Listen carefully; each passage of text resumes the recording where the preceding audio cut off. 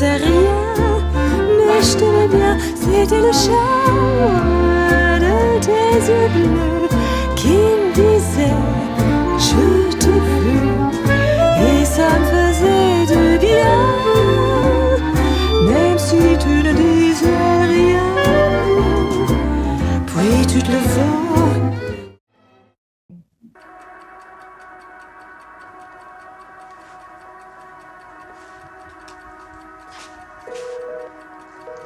The world is about to change forever.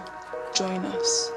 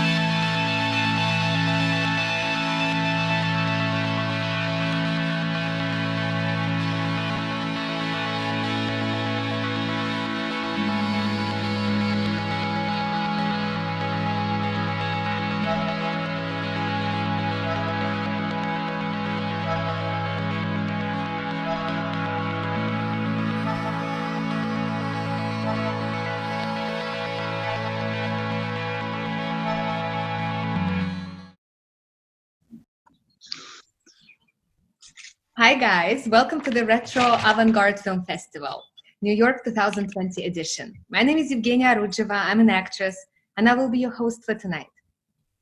During the virus, we're going to have Q&A sessions on Zoom, and also you have a very rare opportunity to watch all the films on our website, so please check it out.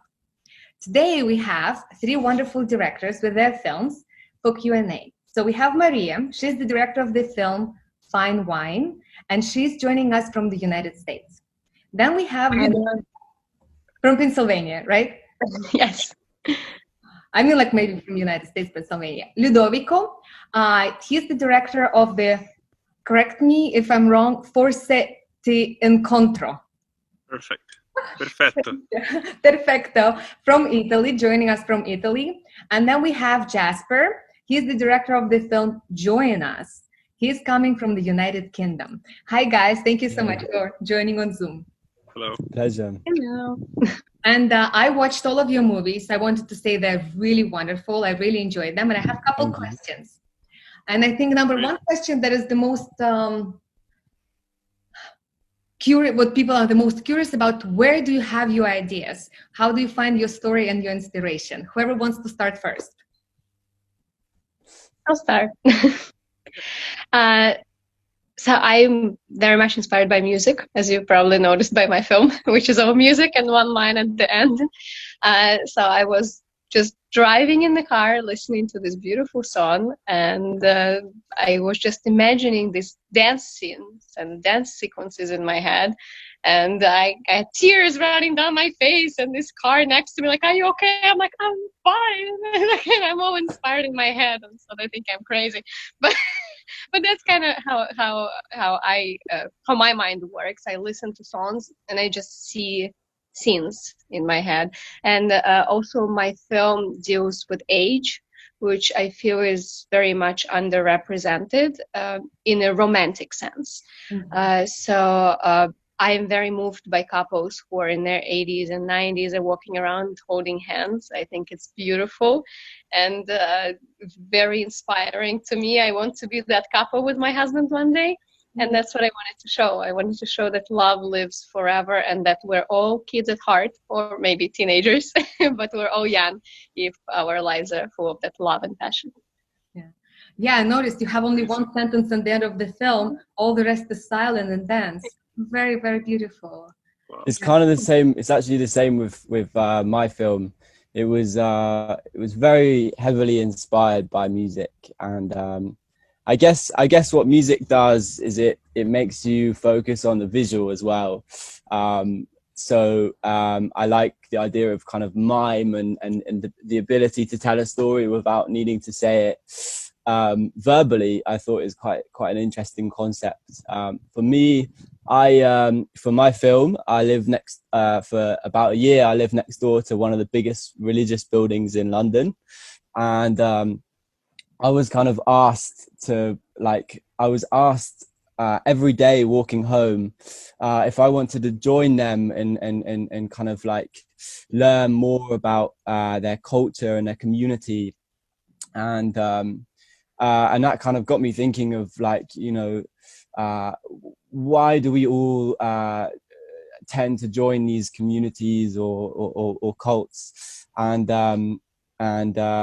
it kind of got me thinking about a short idea from really like, yeah, about this community, and especially the kind of like the hidden cults and the small groups of people that often aren't spoken about, but they're out there, and it's something they look for, and they come together, and they all feel close together, and they all feel like they're part of something special.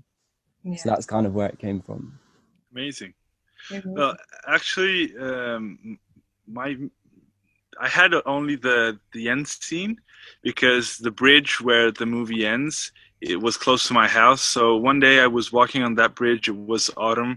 There were all the leaves on the floor, and I was walking there, and I imagined in the middle of the bridge, like this meeting, you know, and I was like, wow, it would be amazing just to shoot, I mean, 1 minute of that.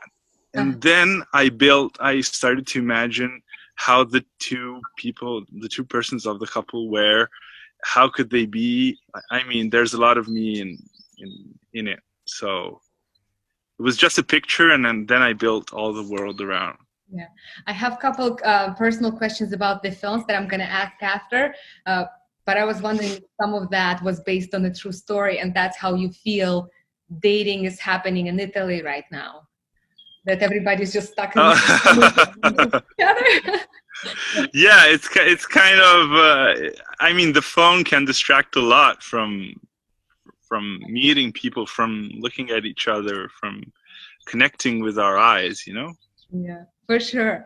I have that was beautiful. Thank you. I have more questions, like how rigorously do you stick to the script while you're shooting, or you change and improvise in the moment?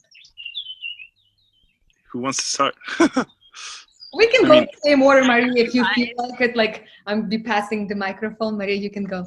I didn't improvise. Actors improvised, but yes, definitely improvised. We only had a couple dance scenes that were actually practiced and rehearsed. Everything else was, you would call it ad lib if it was, you know, acting, but that was in dancing. It was all improvised dancing. So I would just come up and I would say, you know, I want to see it like this and like that, and I just like dance through the room, and like, oh my gosh, and then they would dance through the room. So, and it was fantastic, and we did have to change some things right on the spot, because you would come and you would think, oh, lighting would never work in this room like that, and then you have to change things around. So definitely had to, you know, play around with the script. Yeah. Do you have a dancing background yourself, or you just did?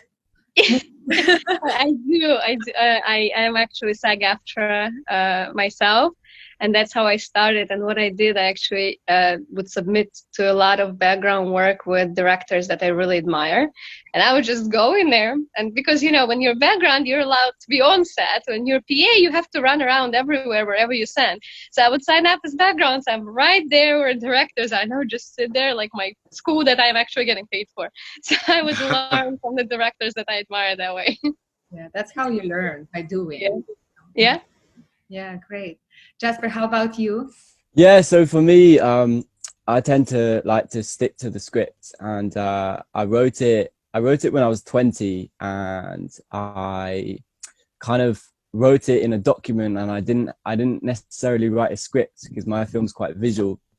but I would have images that I really wanted to recreate. And kind of, we went to this location that is now actually completely changed, which is magical. It's a place in London called Hackney Wick, and we went there before it's kind of been developed. And when we were on our recce, we were kind of looking around and fascinated by the location, and that's kind of what set in stone the script and where we should shoot it. And we kind of didn't really change it once we had it set, but we would see a location and we would kind of be fascinated by it, and kind of really, once we had it, we were certain. And when we started shooting, it was about 10 p.m. that night, and we didn't stop shooting until 4 a.m. that night. And then we woke up the next day to shoot the day 2 that was interior. But we knew exactly, I think that's why we had to plan it so well, is because we had not much time to shoot everything. And I didn't want to get, we had a small crew, but I didn't want to piss them off, and not knowing what I wanted definitely wouldn't have helped. Of course, it's a lot of responsibility on you, you know. Yeah. I see that most of your film is in dark, shot at night. Was it a lot of lighting work? There was actually no lighting. It was well on day 2 there was, which was in interior, but on the exterior there was we had one portable light, and we used, because we were shooting on digital, we were lucky enough to be able to shoot use the natural light street lamps around us. And that definitely helped set the location as well. We would see a street lamp that would be over this really beautiful a bus stop, for example, and we would go, wow, this is the one. Very different vibe and feel, and the colors, really. It's true. But what's magical is the location that's there now has changed so much that you wouldn't be able to recognize it. And it's a small area that's just been built up completely, and it was kind of graffitied before and really, really nice, and now it's kind of been very well built. And so it's fascinating to see how this location has changed. Yeah. It'd be a different film, but yeah. Ludovico, what about you? Do you stick to the... Yeah, I actually spend a lot of time in imagining. So before I write it down, I think about it all day long for maybe a month or 2 months, and then when I write it down, that is what I want to shoot. So then I stick to the shoot, but I love when things are spontaneous, like actors maybe react in a different way when they're chatting.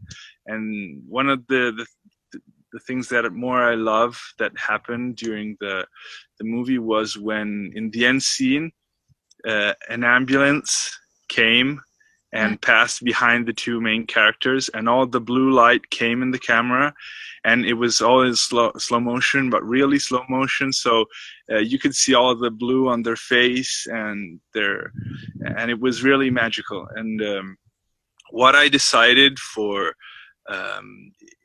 was that the actors would never meet before the end scene. So the 2 actors actually lived their own lives. And then when I actually wrote it down in a way that the only time they had to meet was that one sight in the end. So they were turned in looking at different places.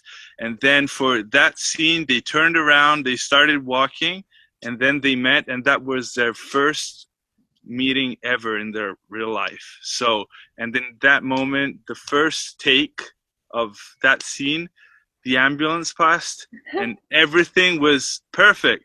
So I couldn't even expect everything to match in the right moment. So actually it's beautiful when you plan everything, and it's even more magical, than what you expected. So it's allowing yourself also to see that, so you got it from first take. Yes. Yeah, that was amazing. It was 5 a.m. in the morning. The sun was coming up, and it came the first take. So we were like, we did it a couple times more just to have a backup, and it was technically not easy because it was 12 seconds walking around them in exact position, because when you do it slowly, you know, everything has to match in that particular frame. So it was it was exactly what I was like, bawling, crying. It came exactly how it was in my mind. And That's it was great. The best. It's very nice scene. I don't know if you saw each other's film. I really recommend to watch each other's film and other films on the website. It's really, really great. Yeah. Love that scene too. The actors, they really feel like they could be such a nice couple. So sad. I'm not gonna spoil. Yeah. I'm not gonna spoil anything. All right, I have a couple more questions for you. What was the hardest artistic choice you made in the making of this film in any stage of the production? We will go again, Maria. Circle. Sorry, I'm like getting a charger because I didn't realize how much Zoom eats of battery life. All right, we will start with Jasper. I am good. Okay, I got it. We're good. You're not losing me. Okay, sorry. So that was what was the most difficult artistic choice? Artistic choice. I think was difficult artistic choice was finding a substitute for one of the scenes where we lost one of the actors. He had some family issue and he just didn't show up after we shot the whole scene with him for a whole day. And there was he didn't even tell us he's not showing up. It was very, very random. And so it was a romantic scene, and I just grabbed my husband. I said, "You're acting." So I had to direct my husband in that romantic painting scene. Wow. I think it was a pretty difficult artistic choice, but he matched, and he could pass for the younger version of the older actor that we had. I was like, "You're going." That's pretty good. Has he done ever acting before in his life? No, that was his debut. That was great. I was like, more passion. How is it screaming more passion at your husband? I'm like, there are no husbands on set. I will kill him later. I think, that was probably it. Is your husband the crew team with you? He's also he was actually he was actually one of the producers on set. So but he had to also become an actor suddenly and a dancer too. Whoa, dancer, that's hard. He loves you. Yeah, but that was great. You have to do fart, but you have to do. That's very we had, it was in the name of art. That's great. I'm trying to remember which scene was it. Maybe I will. It was the painting scene where the model is getting painted, and then he just throws the brushes and comes up to her, and it's like, oh, cute. Oh, that's what that was my husband. Wow. Good job. That's great. So funny. Jasper, do you have a? So for me, I had kind of two, and the initial one was on a few days before. We would sit in a car and we would just drive around, and we were sitting in the DOP's car, driving around looking for locations that would fit and suit. And we found this bakery that we wanted our character to look inside and look at the bakery, and we planned it and we processed it. It was in the script, and it was about 3 a.m. and the bakeries I don't know if you know this, but bakeries work in the night, so it kind of works out quite well because you can see them making the bread fresh for the morning. It got to a stage where everyone was kind of shaking because they were so tired, and we had another day, and I had to make the decision to cut that scene. But that wasn't the hardest artistic choice. The hardest, I think, was the edit, because the edit felt that it's all good and well. You've got your scripts, and you've laid it out when you're shooting it, but when it comes down to the edit, you're able to just swap the scene and just like that. And being able to determine what scene was right for what moment, and being able to kind of stick to the script was definitely a big challenge. And finding the right music was kind of 50%. That's 50% of the film. That was really difficult, finding the exact right track. But when we had the edit, after long hours of working on it, it was beautiful. Yeah. So I feel it's hard to cut all the great scenes and material you have, but when you do and it's perfect and smooth, you're like, yes, that was not needed. Now I'm satisfied. So it does give you like Yes. the right artistic choice. yeah, exactly. And But it's painful to cut them. Yeah. We had some VFX on one scene where she floats up into the room, and that had to be in a certain place because it matched with the music, and it was really interesting talking to VFX and having to like negotiate a narrative with them as well beforehand and afterwards, because I'd never done that before. Yeah. So yeah, it was interesting. Interesting. And Ludovico, what about you? I mean, I had one artistic choice that during one of the scenes of the movie where the main character was at a kind of a job interview with a possible investor, we needed this shot that was very close to his face and with a wide angle lens. So his face was really big in this frame. And he was like, in that moment, I realized that he had in that moment to live sensations about failure and about the fact that it wasn't going well. And so I sat down watching at him, and I started to say bad things to him. And I felt sorry about that, but I had to pull out those emotions. So I started to say, I don't even remember, but I started humiliating him and saying that you won't make it in your life. And he was like there with his face with almost tears, and I was like, yeah, that's what I wanted. And so he's a friend of mine, and I really love Matthias. So it wasn't easy for me to do that, but it came out in the right way. I mean, Did you use any personal information you know about him as a friend? A little bit. yeah, kind of, yeah. Not too much. I mean, I didn't want. Not do that, but yeah, I'm sure when he saw the film, he was grateful to you because he did a great job. Yeah, he did. Okay, guys, I'm going to wrap up soon, so I have one last question for everybody, because now we're in a hard time. There is COVID-19 happening, and everybody's stuck somewhere. Someone in beautiful places, someone not so beautiful, tiny apartments all alone. But I feel it's going to affect art so much in the future. So what do you feel right now? What are you working on right now, or nothing? And how does quarantine affect your art and your process? So, it's definitely going to be a challenge because there's going to be a huge amount of new rules and regulations that we will have to follow. I'm afraid that large scenes with a lot of background are going to be affected immensely.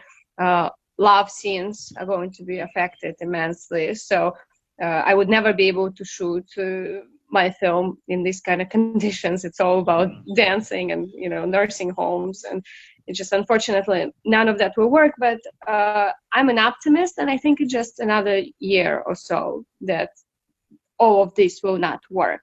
After that, I think we'll have a vaccine, we'll have treatments, it's going to go back to normal.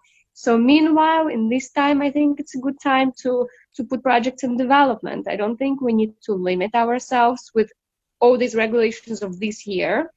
I think that if we have a creative idea, then we need to work on it. We need to put together that script, not thinking of things you can't do, but just looking forward and thinking, okay, so I can do it in 2 years, and then we'll shoot it. So that's kind of how I'm looking at it. So it will be hard in the next year for those who already have projects in production. Definitely will be challenging, but I see a lot of different companies are putting together really great regulations that seem to work soon. But I think we'll get back to normal, and it will be okay, and we'll make art as we did. Yeah. I mean, it happened in history before we all recovered. I'm curious if we're going to have tons of quarantine films. Oh, most likely, yes. Yeah. But we've already had pandemic films before, so, you know. Yes. Now it's like how we're stuck in the apartment, what's happening? Are you affected with your art? How do you feel? We have a couple more minutes left. If you want to share your quarantine stories or your quarantine films projects, or how you're affected by that. For me, I think there's going to be a flux of comedy films that are going to come in, and I think that's great because that's my favorite genre, and I think that everyone creative is being able to spend the time in their individual ways. So I've been speaking to a lot of my creative friends, and especially for me, I've been able to sit down and settle and just be able to not try and look forward and be where you are now and focus on what you want. Quite a lot of big life decisions, I think, are going to be made during this time. I was supposed to actually, funny enough, I was supposed to live in Italy 2 months before 2 months before this came down, and and I was actually able to, but I don't know if I something clicked in me, and I changed my mind, and I was going there to write a feature, but I've done it here anyway, and it's a comedy, so I'm really happy with the way that's coming out. And I think it's, whether it ever gets seen, I think whether it's just for me writing a funny story to myself, I don't know, but yeah, it's definitely a time. I hate writing as well, so I think that's what's the positive of this, is that obviously there are so many negatives, but the positive for me is that there's nothing else to do, so I have to write. That's great. For sure. Yeah. Ludovico, and what about you? I mean, the last 3 months of quarantine, I haven't been writing anything, but a lot of input. I mean, there are times in my life where I write a lot, times where I soak in, where I pull in all the movies from all over the world, and I see different perspectives. I think a lot. So it's kind of it's kind of, you put together the ingredients, and then it will come the day that you will bake again. It's kind of so I think that this quarantine has been hard, but hard times can pull out good things from us. So I'm sure that all the creatives will find different ways to inspire people to create new stories and new stuff. So I hope so. I think it will be a positive thing. Guys, thank you so much. Thank you for coming. Thank you for your movies. I hope we will resume work very soon, and I'm excited to see more of your projects. I wish you. Thank you. Thank you. Stay safe. Stay safe. Stay safe. We'll be in touch. Please watch your Q&A, and we will be in touch. Thank you. And if you have any questions and comments, please email, and we will try to respond.